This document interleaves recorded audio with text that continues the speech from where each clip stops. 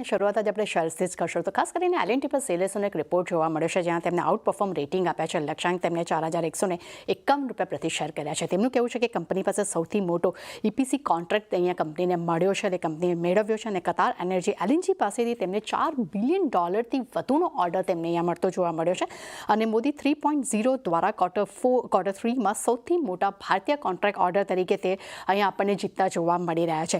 ત્યારબાદ HDFC AMC પણ Motilal ઓસવાલના report પર નજર કરશું.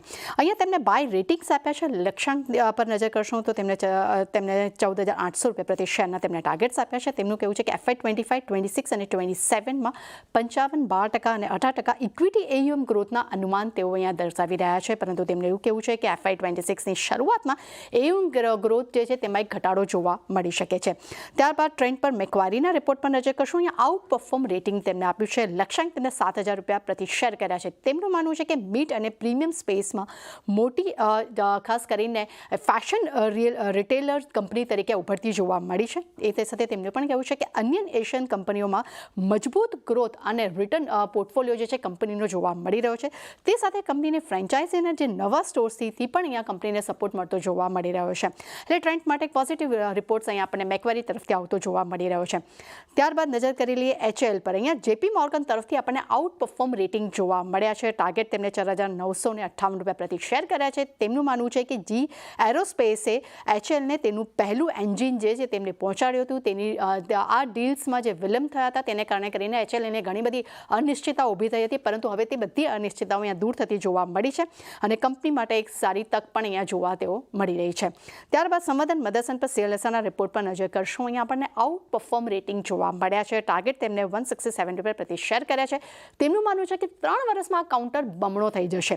તેમનું એ પણ કહેવું છે કે પડકારજનક માર્કેટમાં કંપનીએ ખૂબ જ સારું એક્ઝિક્યુશન આપ્યું છે અને FY 25-29માં લગભગ 11% આવકના ગ્રોથને તેઓ અનુમાન આપી રહ્યા છે.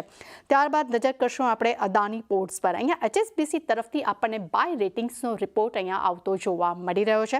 ટાર્ગેટના ફ્રન્ટ પર નજર કરશું તો તેમને ₹1,600 પ્રતિ શેર આપ્યા છે. તેમનું માનવું છે કે FY 25 માટે 18,800 થી 18,900 કરોડના એબિટ ગાઈડન્સની તેઓ એમને વાત કરી છે. તે સાથે તેમને પણ કહેવું છે કે ભારતમાં ટ્રેન્ડ અને ઇન્ફ્રાસ્ટ્રક્ચર ગ્રોથ માટે અદાની પોર્ટ જે છે તે તેમની પ્રોક્સી તરીકે તેઓ અહીંયા મૂકી રહ્યા છે.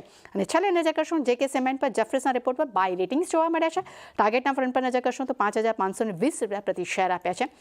રિપોર્ટ મુજબ SGમાં મિટિંગ્સ માટે JK સિમેન્ટનું આયોજન કરવામાં આવ્યું હતું, જેમાં ખાસ કરીને મેનેજમેન્ટે ડિમાન્ડ્સ પર આઉટલુકમાં સુધારા પર ફોકસ મૂક્યું છે અને મિડકેપમાં ખાસ કરીને JK સિમેન્ટ કાઉન્ટર માટે તેમને JK સિમેન્ટની પસંદગી અહીંયા કરી છે. રચાની ઘણા બધા બ્રોકરેજ રિપોર્ટ છે, દરેક પર એક્શન જોવા મળી શકે છે. જી, આ બધા પર ખાસ ફોકસ રાખવાનું છે.